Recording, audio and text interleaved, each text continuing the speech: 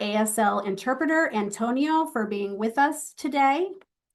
And if you have a question for our panelists today, we are going to be taking questions during the Q&A session. You can use the Q&A button that is also at the bottom of your screen. If we don't get to your question today, don't worry. It is really important to us, and we will be sharing information on how to contact us after we have the panelists speak, and you can send your question in and we'll get back to you as soon as possible. So I want to kick everything off by giving our panelists a quick opportunity to introduce themselves. And I'm going to ask Jess to go ahead and kick us off. Hey everyone, my name's Jess Zaccanino. I use she, her pronouns, and I'm the policy counsel of the ACLU of Connecticut. And I'll pass it off to Gus. Hey everyone, my name is Gus. I use he, him, his pronouns, and I work as the campaign manager at the ACLU of Connecticut. I'll throw it to Anderson. Thank you, Gus. Good afternoon, everybody. My name is Anderson Curtis. I'm the senior policy organizer here at the American Civil Liberties Union of Connecticut. My pronouns are he and him, and we're about to share our priorities with you for 2024. All right. Thank you guys so much. We're really excited to have you here today. We've got some really great things to talk about. I also want to mention that I didn't mention my pronouns. I use she, her, hers pronouns as well. So when we're talking about the ACLU of Connecticut and the values that we've committed to, we have committed to anti-racism, equity, dignity, diversity, inclusivity, and really centering and partnering with people who have been most impacted by civil liberties issues and injustice. So the way that we live out those values, we really are seeking to address the front end of the criminal legal system and the back end of the criminal legal system. That's policing and prosecutors, and includes the carceral system itself and the collateral consequences for people who are living with a record, like barriers to housing, employment, and other opportunities. You will see those values reflected in our legislative priorities that we're really excited to chat with you about today. We're going to kick things off by talking about housing. Most people may know that here in Connecticut, we're amidst a housing crisis, and that affects everyone. But what people may not fully understand is the barriers that people who have been impacted by the criminal legal system face to obtaining safe and secure housing. So I want to go ahead and go to Gus. We are working on some legislation that would help those who are living with a record to have some relief from some of those collateral consequences. Could you give us some context for this bill and why it's so important? Yes, thanks, Amber. Let's be clear. Housing is a basic human right. Yet 79% of incarcerated people have been denied their right to housing due to a criminal conviction. And here in Connecticut, people living with a criminal record face over 550 legal barriers to being able to meet their basic needs. And if you cannot find a place to live, then it becomes extremely difficult to be able to reintegrate into society and be able to support yourself and support your family. So this is why Smart Justice is pushing for this bill, because our communities are stronger when everyone has an opportunity to succeed. What this bill does is it ensures that landlords and other housing authorities do individualized assessments of people, not blanket bans. For people who are applying for housing when living with a criminal record, so that their right to housing is protected, which is what everyone deserves. Formerly incarcerated people are 10 to 13 times more likely to experience homelessness than people who have not been incarcerated. And due to the fact that people of color are disproportionately incarcerated, they are disproportionately facing housing barriers ranging from background checks, exclusions from fair housing protections, evictions, and rental denials. We've heard from people who, years after they've completed their sentence, are still being denied apartments due to their criminal records, even though they've had no further interaction with the criminal legal system. They have jobs, they can afford their rents, they are truly doing some amazing things in their lives, but they cannot find a place to live that is safe and secure. They might have to live in places where a spouse or a family member's name has to be on the lease, even if they are the ones who is actually paying the rent.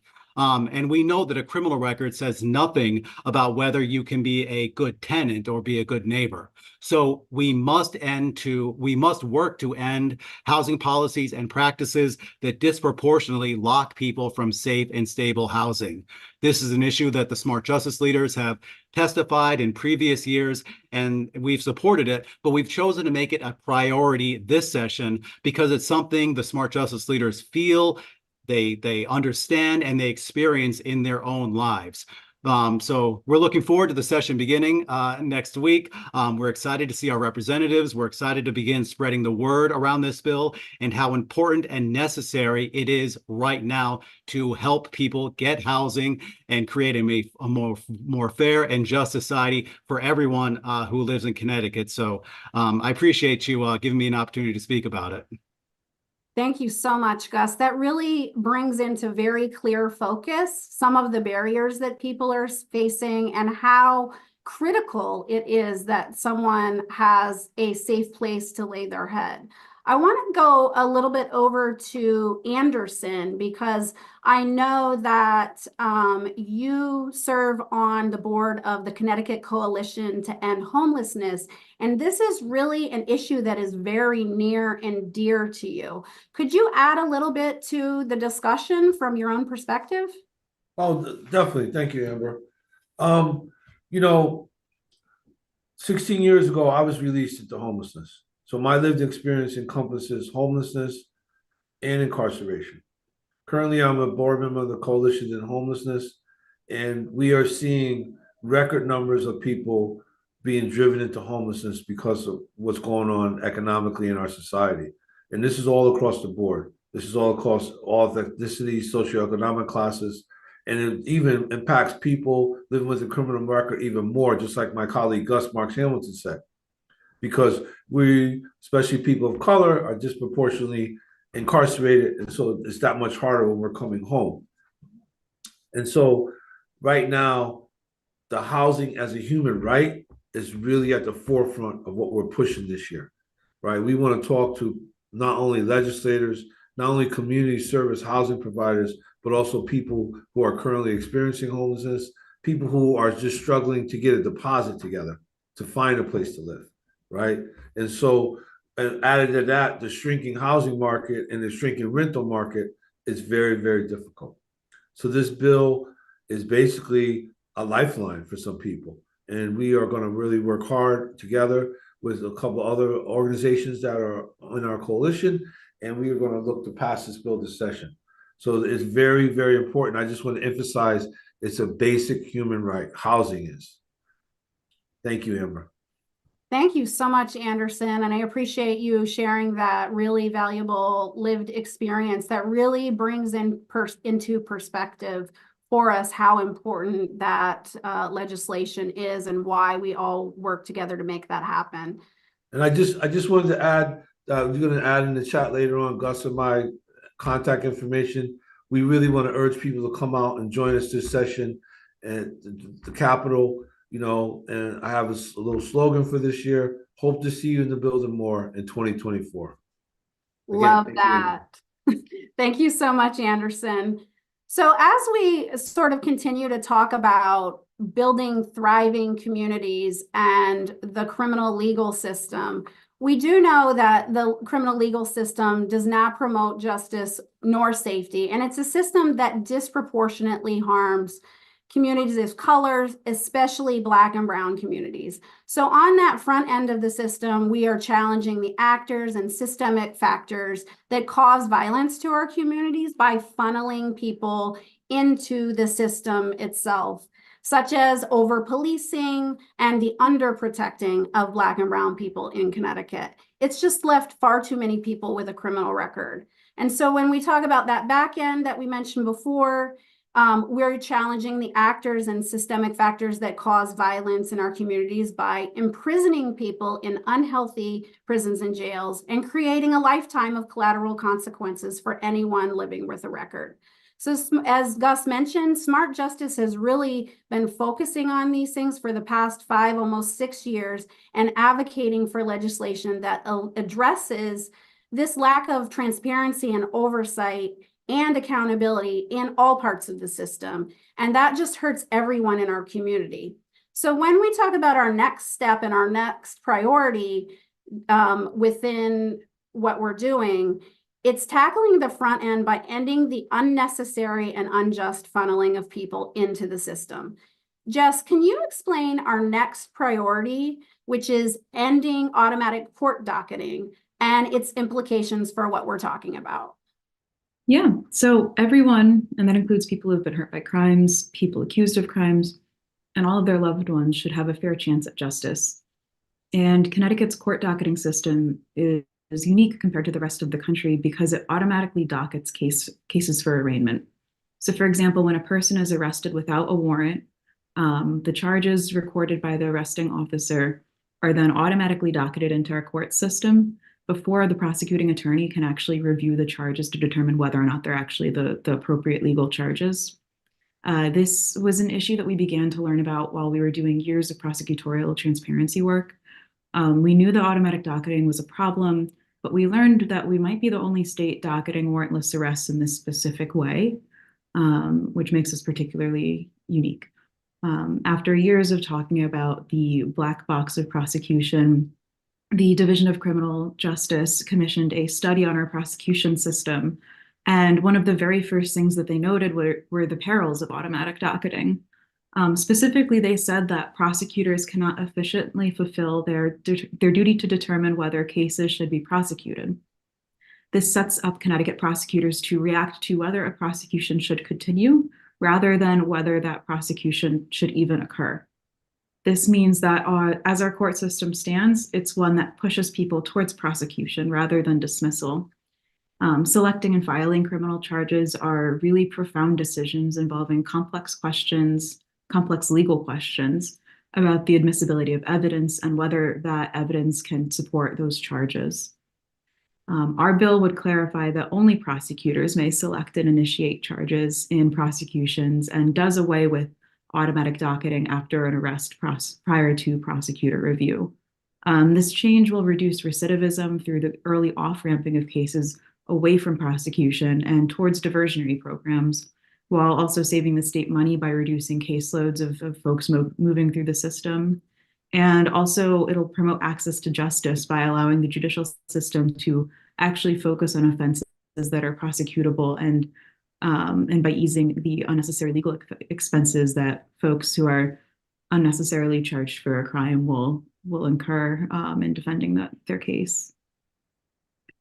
Thank you so much, Jess. I think that this is something that a lot of people may not know about or think about. And, in our work, we really learned a lot about by working with people who have been impacted by it.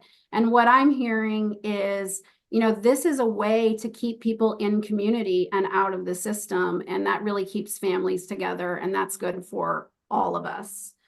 There really is, as we've been sort of talking about these things, a very urgent need for systemic change.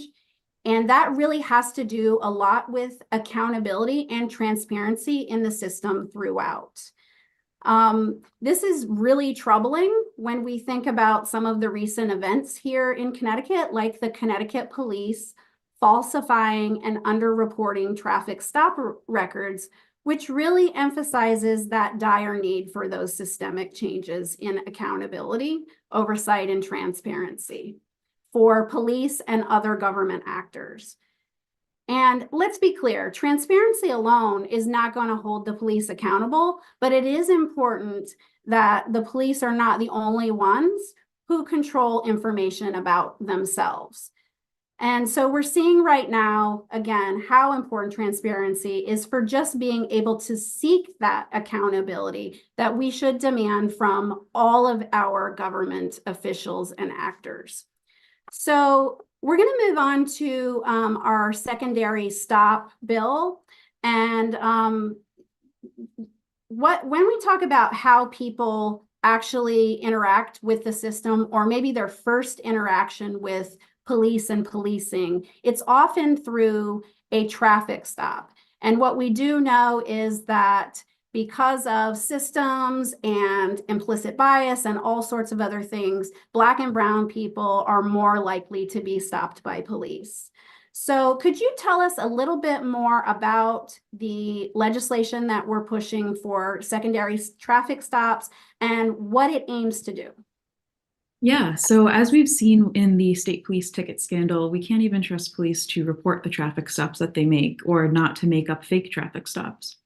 The entire traffic stop system needs an overhaul, and this legislation is one way to cut down on opportunities for police to manipulate traffic stop numbers.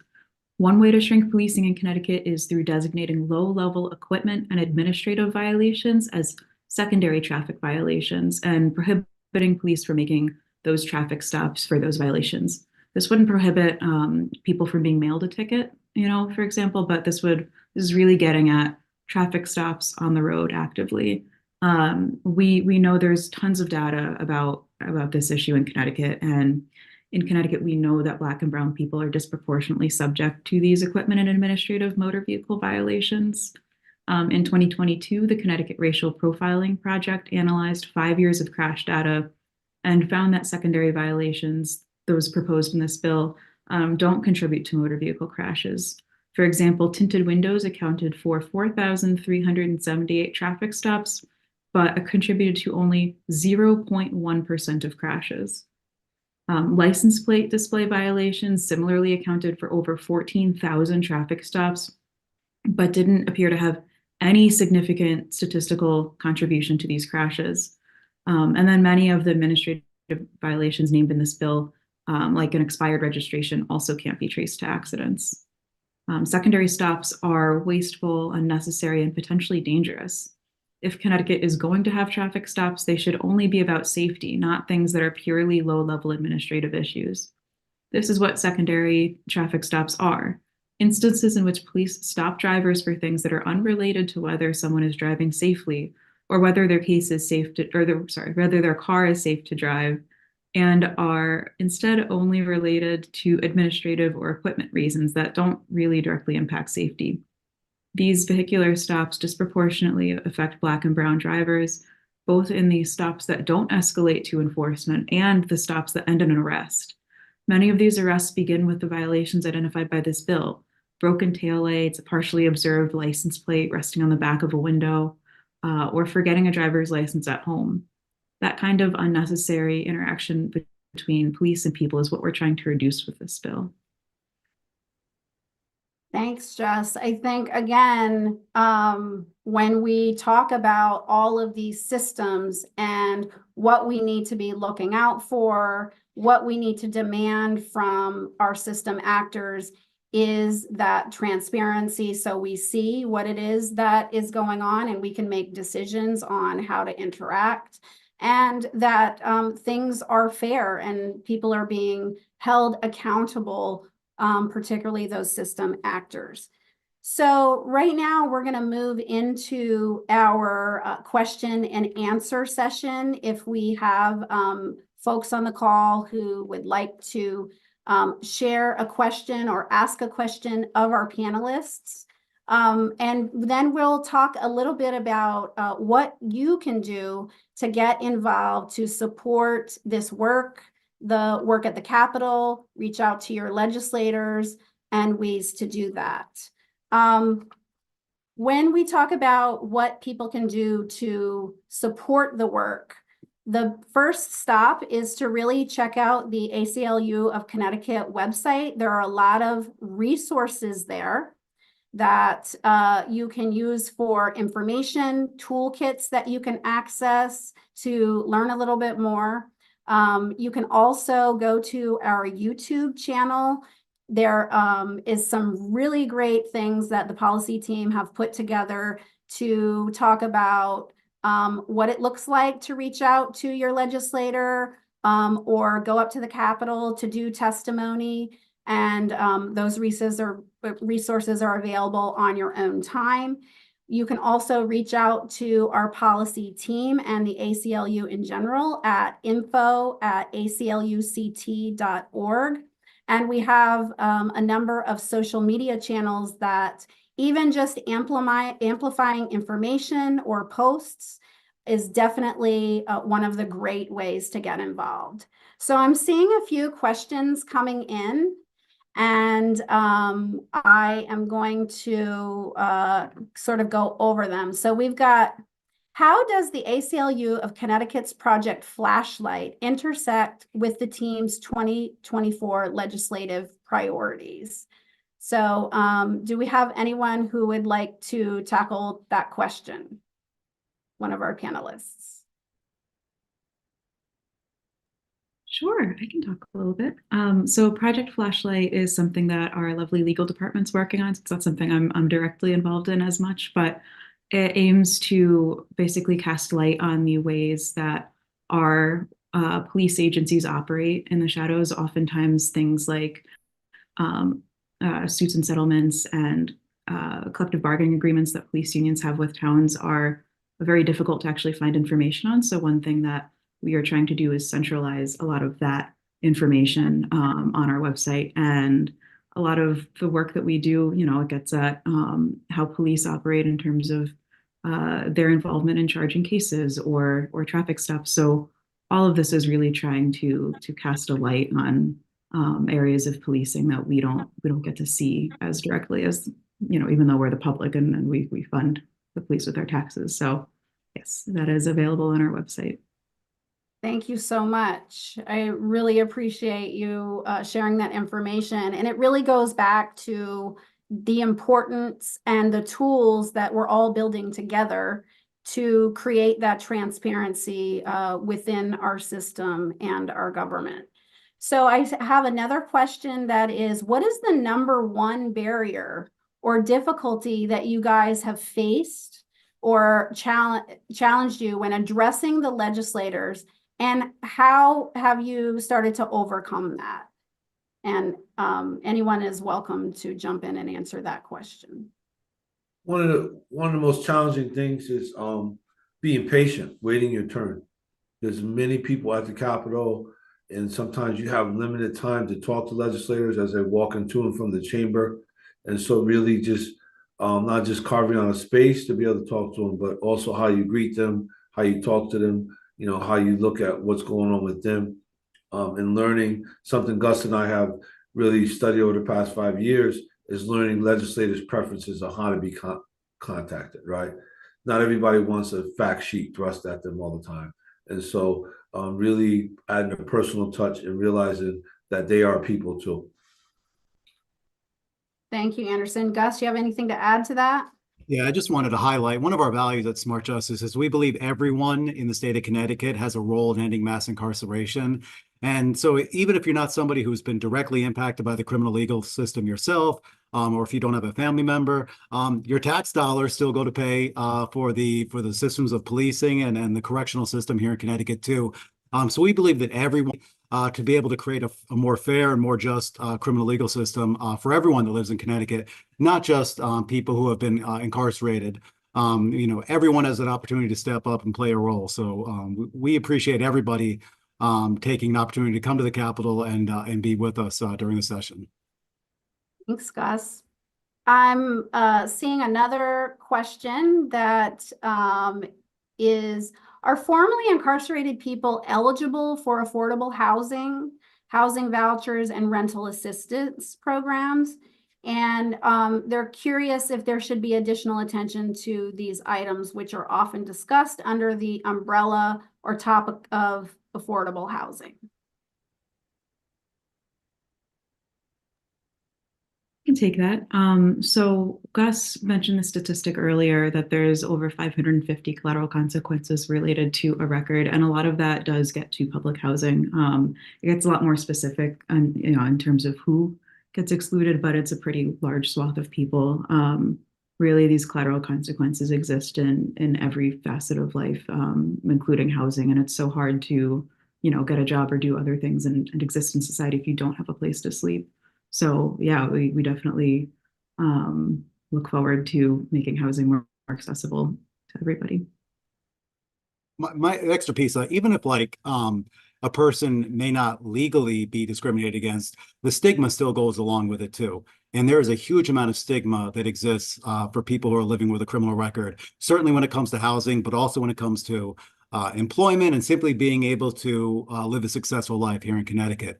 And that stigma exists in a lot of ways that are difficult sometimes to quantify and to be able to identify.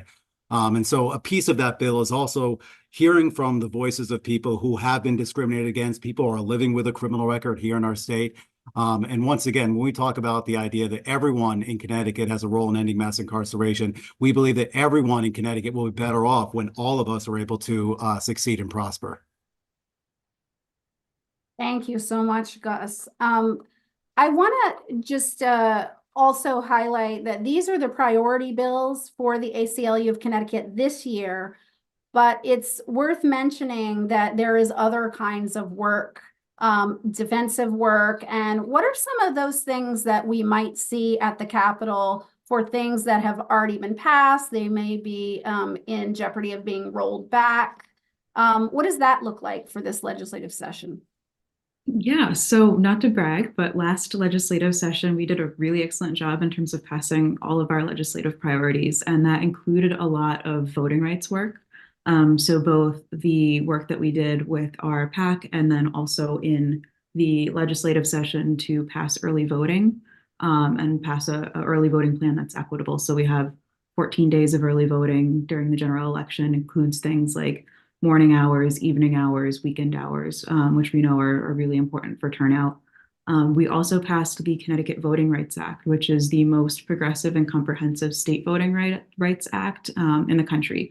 So that's something that is protecting the Voting Rights Act of 1965, which exists, or sort of exists at the federal level and is being chipped away slowly but surely by the United States Supreme Court and at some, at federally legislatively.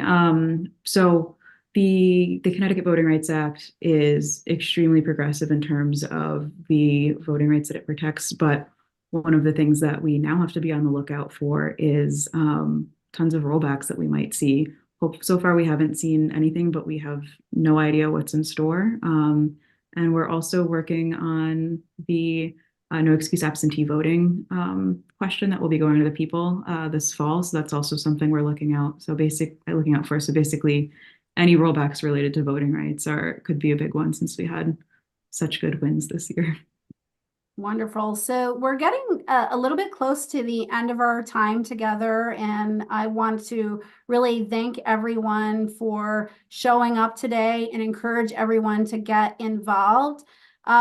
I also want to mention that with the breadth and scope of the work that we have in store for us in 2024, it is really important that the ACLU in Connecticut and nationwide have the resources and the people to do this important work. So one of the best ways to get involved is to become a member of the ACLU, and there's more information about that on our website.